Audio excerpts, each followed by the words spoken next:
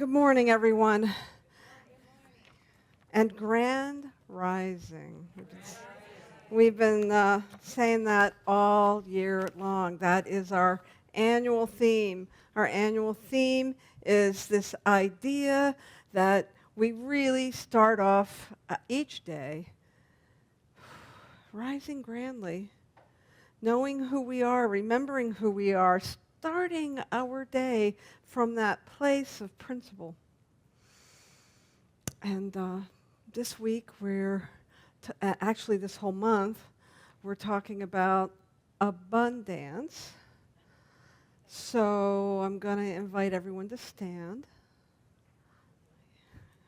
I'm waiting for this. All right. And I'm going to invite you to just move around. Move your arms, move your legs, kick your feet, wiggle your you-know-what. Whew. All right. And take a deep breath. And you may be seated. Now, I know if we'd had Jen Stackpole do the dance move, it might have been a little more coordinated. But for my purposes, I wanted us to move our bodies for a moment because there's a lot going on in the world, and things get stuck in our body temples, and a little action like that, just standing up, maybe you're at your desk for several hours and things are challenging for you, or maybe you get off the phone with a challenging phone call with a loved one, maybe you've got a bill you didn't expect. Stand up and move around for a moment and let the energy shift so that you can be available for what wants to move through you. Because what I know about spirit is it is constantly in motion through all life. And when we get all clenched and, things get very tight within us, well, we're stopping the flow. And so that's abundance. That's our abundance. Oh, loaves and fishes. Well, it's actually loaves and fishes. We're missing an A in there. But and so I hope you're still giggling, Mary, because loaves and fishes work, right? Loaves and fishes work. I like it. Before I get to that, I was really called to pull out Emma Curtis Hopkins. We've been studying, we being the practitioners and ministers have been studying Ruth Miller's interpretation of scientific Christian mental practice, and it's called releasing, something, huh? Unveiling, right. And so we've been reading that, and Unveiling Your Hidden Power. Here it is right at the top of my paper. And so I pulled it out this week because it's been a bit of a challenging week for me. I've got sometimes I feel like a juggler, and this week it felt like somebody threw me a couple extra pins for my juggling job. So I was a little off balance for a bit, and I pulled this out, and she has a lesson for each month. And lesson 9, which was back in September that we studied, was holiness and right discernment. Holiness and right discernment.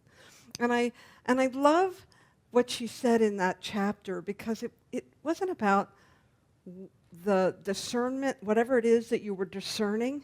It wasn't about the opinion, it wasn't about the point of view, but it was about the process we use for right discernment. And so as I reread some of this chapter, in it she talks about asking us where we feel our identity is. Do we have our identity wrapped up in the world? Do we have our identity wrapped up in ourself? Or do we feel grounded in spirit? Because when we're grounded in spirit, that's when we can really get a real, true sense of who we are and what's ours to do, and the whatever we're trying to discern becomes clearer. And right in the beginning of the chapter, she has this little subsection, no accusations. And I really like that because I think there's a lot of accusations going around right now, and they are equal opportunity accusations. And all that means is that everybody's kind of blaming and shaming, and it's your fault, it's her fault, it's his fault, it's their fault. And what Emma says about accusations, I think, is really poignant here, because she says that when we're trying to come to right or holiness and right discernment, when we're trying to come to that place, it's not about our bias or our opinions. And when we find ourselves in a place of accusation, we get lost in that. And I'm just going to read a sentence here where she says, accusations come from mistaken ideas, which she calls prejudices. And I would say bias, because prejudice is a little bit of a loaded word, but you get bias. It's like, if you're a hammer, everything you see is a nail. So that's all bias is. It's when you have a bias towards a certain lens on things, that's how you're going to see everything. And so she goes on to say, accusations come from mistaken ideas, and I'll call them bias. They do not emanate from the one mind. Bias against a religion act, against one's business judgment, against health, against another person, are likely because they've hit one's business affairs. And bias against alcohol, tobacco, and other drugs are equally limiting. And she goes on to talk about thoughtful people ground themselves in spirit. They look at where they have identified themselves in the bias, and they come back to that place of spirit. Because what I can tell you about the philosophy that we teach here is that it has no party affiliation. It has no gender identity. It has no sexual orientation. It really is just love, and wants to express in whatever gateway we give it through our own individuated godliness, if you will, our own godly expression. And so that's my little tidbit with what's going on in the world and how that might help you as you walk the path of holiness and right discernment. We're talking today about the story of the master teacher and the loaves and fishes. The loaves and fishes. And I think most of us might have some semblance of knowing that story. And I'll just remind you of it. The master teacher Jesus and the apostles decide to get off the boat in a lake and go to kind of a place that's off the beaten path for some rest and reflection. And, their word gets out that this great speaker is going to be in this place, and people just in droves show up. And it's unexpected. And they bring their sick, and they can't wait to hear what he has to say. And so of course, Jesus obliges, and he teaches and talks to them about the kingdom of heaven as he knows it. As we know, the kingdom of heaven is within. The Father and I are one. Very similar principles to what we teach here in Centers for Spiritual Living. And so he teaches, and he preaches, and he heals. And it gets towards the end of the day, and he looks out, and he gets a little concerned that people might be getting hungry. And so he calls out and, looks at their stores, and they don't have enough food to feed 5,000 people. And so he calls out and asks, what shall we feed this people? And this small boy comes up with 5 loaves and 2 fishes. And so instead of turning to the apostles and saying, why didn't you bring enough food for all these people? And instead of saying, why didn't you bring your own, the food that you need for yourself? He doesn't do that. No, what does he do? He blesses what is given to him. He shows gratitude for it. He accepts it with open arms. And then he tells his apostles to trust, to have faith, and to begin to distribute the food to the masses. At some point, right before he gives thanks, he asked everyone to sit down on the ground. That's important because I'm gonna metaphysicize the story in a minute. So he invites everyone to sit down. He gives thanks for everything that is there for them to distribute. The apostles go to distribute the food. There's plenty for everyone. It's a miracle. How could this happen from 5 loaves and 2 fishes? And then when everyone is satiated and full and their bellies are full, he asks them to go around and collect the excess. And they come back with 12 baskets full of bread and fishes. And so that's the biblical story of the loaves and fishes. And the thing I like about ancient truth when it comes through, whether it's the Bible or the Torah or some of the other sacred texts, is that it's usually, there's some layers in there that we get to look at. And so when we look at this story, what that whole story represents is first that Jesus is sharing spiritual nourishment with the crowds. The crowds that come forward, he freely gives spiritual nourishment to them. And when he begins to make sure they're fed, he asks them to sit on the ground, and that represents the opportunity that we have to ground ourselves before we have to do something that feels a little impossible, right? So the masses sit on the ground, and then when the 5 loaves and 2 fishes come forward, he immediately blesses it. He moves into a place of gratitude for what he has. He moves into a place of knowing that there's always enough. And so we have this with grounding ourselves in spiritual truth, getting ourselves centered, knowing that despite what we see with our mortal eyes, there's going to be enough. And then he doesn't say, okay, good, we got our food, you guys take care of yourself. No, he doesn't just eat the loaves and fishes. He immediately turns around and gives what he has. Now for the skeptics in the room, my guess is that people brought food with them, right? You know, people don't go on a long trip, especially in that day and age, without some stores. So my guess is that people brought food with them. And this act of generosity, this act of giving of what he had, incited people and inspired people to give of what they had. So even though there may have been one family that didn't bring enough and one family that brought plenty, there was enough for everyone. And the miracle isn't this magical thinking idea that 2 fish suddenly the molecular structure, shifted and they became, many fish, but that the act of generosity and gratitude expanded everyone's heart so that there was enough for everyone, so that everyone could be in the mindset and the heart space to give themselves.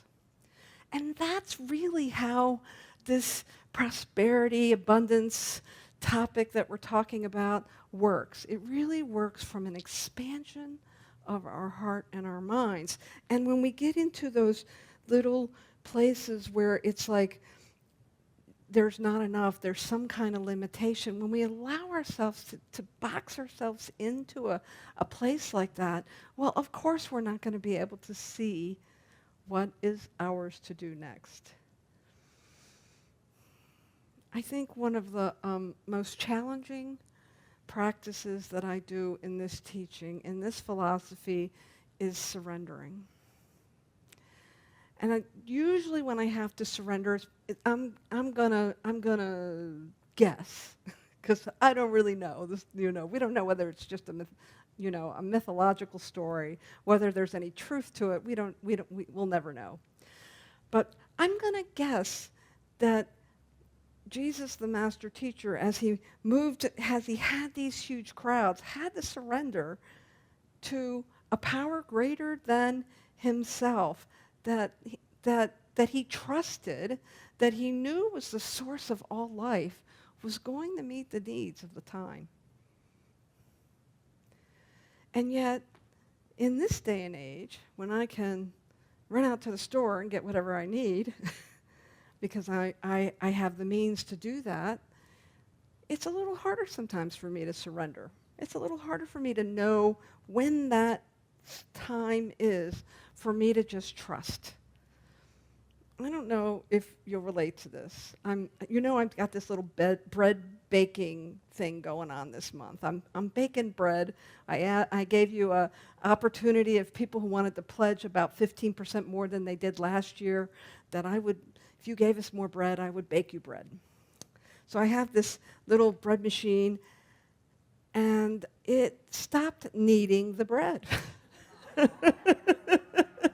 It no longer kneads it for me. Kneading is when the purpose of kneading the bread is to get the air out of it so that it's compressed enough to hold together. So it stopped doing that. And not only that, I needed to make a loaf of pumpernickel bread for somebody who requested it, and I only had a half a cup of rye flour. Now, had I practiced what I preached, I might have just surrendered at that moment. But damn, I was going to make this bread. So the first thing I had to do was get enough rye flour, because I'm making pumpernickel. I went to 5 grocery stores. Every single one was completely out of rye flour. I only had a half a cup at home. And so I did surrender, and I came home, and I decided to look up how to make bread without a machine. And I used what I had, and I kneaded the bread dough myself, and figured out, I learned how I could bake it this morning, and there's some of it's left up on the table there. But my point is that as human beings who are pretty resourced, I'll just talk about this community. Most of us have a pretty decent amount of resources, and sometimes, at least enough to take care of ourselves and our immediate people around us, and sometimes it gets a little bit challenging to know when to let go and trust and just roll forward. Sometimes, I think, I got to try this and I got to try that, and I could have saved a lot of gas and a lot of time last night if I had just surrendered on the front end. And surrendering is symbolic for me, when in that story of the loaves and fishes, of when he asked the masses to sit on the ground, to sit in the grass and prepare to be fed. He just surrendered the whole idea, knowing there would be enough. Are you tracking with me as I share this metaphor of the loaves and the fishes? There really is. There are studies, and researchers have done a lot of work, looked at the resources on the planet, looked at what we have to offer for human beings, and there are studies that say there is enough water and food and resources for every one of the 8 billion people on the planet. It's not showing up that way, is it? We got some people who have a lot. We have some people that don't have enough. And part of, some of us feel like we really have to help those that don't have enough. And some of us who feel like, well, they should figure out how to do that themselves. We're all over the place on this. And at some point, I'm pretty close. At some point, when I look at what's going on in the public think and the group think, I think, where do I surrender, and then what's mine to do? Because there really is enough. Because God is always sourcing us. This is what I know about Spirit. It shows up as each one of us. It resources life through each one of us. And so when we can ground ourselves, we'll know what our part is to surrender and then walk it out, whatever it is. I did surrender the bread, but I still made some bread. And it was actually quite enjoyable to knead the dough and let it rise and then knead it again. I hadn't had that experience before. And it was very centering for me. And it only came because I finally surrendered. It only came because I finally let go. Let's see. You know, as I was looking at this story of the loaves and fishes, last week we talked about the global theme, the global vision, and we read that, and we did a nice ritual to really ground ourselves with our values. And so I was looking at our principles, and that story of the loaves and fishes, or love and fishes, you choose. And I found two of the declarations of principles. These are the principles that our founder, Ernest Holmes, wrote down in the 1927 Science of Mind magazine when someone asked him, what does Science of Mind, what are the principles behind Science of Mind? And so two of them, I think, are very appropriate here. The first one is, we believe in God, the living Spirit Almighty, one indestructible, absolute, and self-existent cause. This one manifests itself in and through all creation, but is not absorbed by its creation. And what that means is that the fluidity of spirit is forever moving, and it doesn't embody me or you and then just stop there. It doesn't get totally absorbed by the things that it creates. It keeps moving through us. This goes on to say the manifest universe is the body of God. We are the body of God. This planet is the body of God. The solar system is the body of God. Your family members are the body of God. It is the logical and necessary outcome of the infinite self-knowingness of God.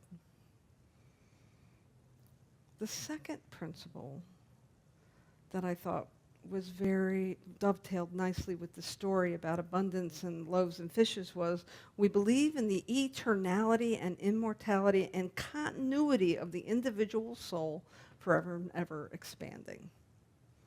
Forever and ever expanding. So these principles that we teach that sometimes sound like a lot of flowery words really do have present day applications when we find ourselves in the world witnessing what we witness.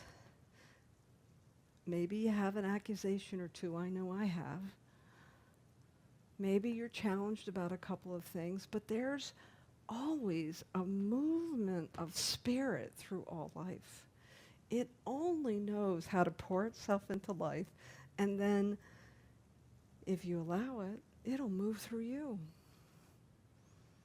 And you can be the hands of God or the feet of God. Maybe it's the lips or the heart of God. Like each one of us has that opportunity. And so as we find ourselves in this place where things don't feel the same, right? Because there's a lot of change going on. When things don't feel the same, when we feel like there's not enough, when we have, one of my minister friends calls it, when we get caught up in fear porn, fear porn, and that's when we start recycling the things that we're concerned about. When we get caught up in that, it's like that day next to the lake when Jesus said, sit down in the grass while I bless what we have, and there will be plenty. And then once we ground ourselves, once we remember, he didn't wait until the food showed up for the 5,000. He blessed it before it showed up. And then he knew what was theirs to do. And that's the moral of the story I want you to take with you this week, that there is something for you to do. There is something that wants to show up as you.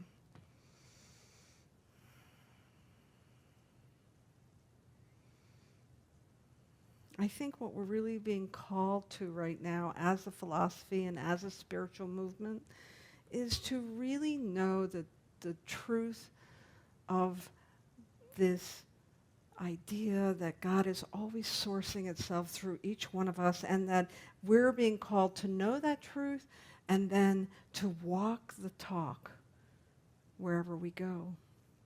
We're called to ground ourselves in our principles and our values. We're called to give thanks for what we have right in front of us so that we can bless it and it'll multiply. I give thanks for this philosophy every day.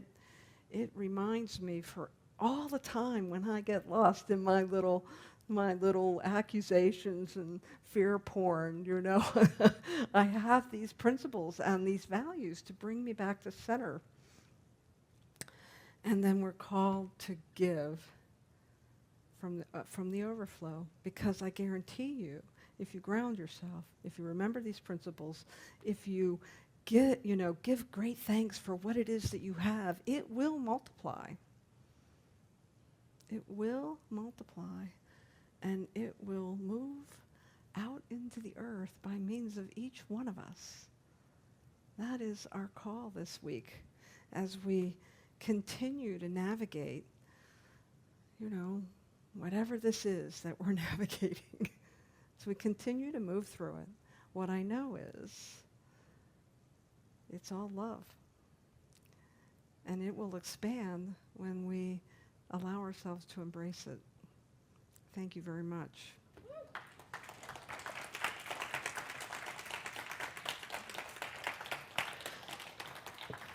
And so we do this little thing called affirmative prayer, and so I'm going to go ahead and give us a prayer this morning.